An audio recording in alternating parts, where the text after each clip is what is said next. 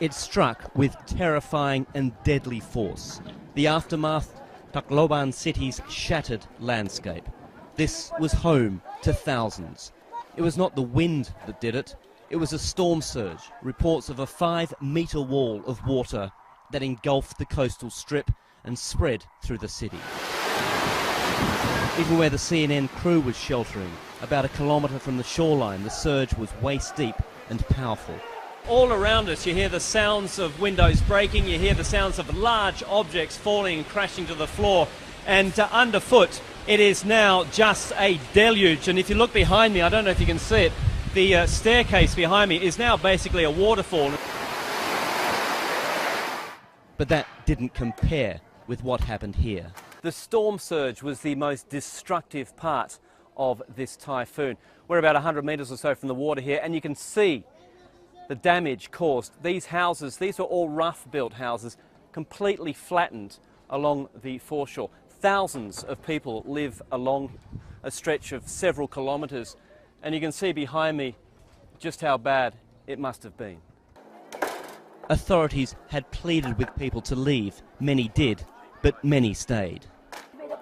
This man was searching for his father, his brothers and his uncle, somewhere, he thinks, under this rubble. We all tried to leave, but it was too late. I got separated when the water started rising. I don't know what happened to them, he tells me. The devastation across the entire city of 200,000 people is widespread. Winds upward of 250 kilometres an hour, leaving a trail of destruction. Help us. This is now a city on edge. No power, food and water running out, and medical supplies almost gone. St Paul's Hospital, we're told, is the only functioning medical facility in the city.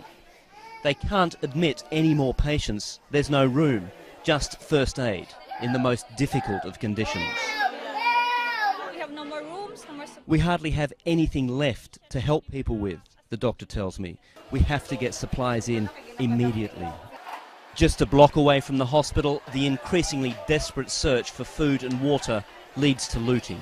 This is one of the few stores which is left open, and as you can see, the crowds have been forming around these stores, taking anything they can. Food is the priority at the moment, but air conditioning units, plastic toys, everything is coming out of these stores.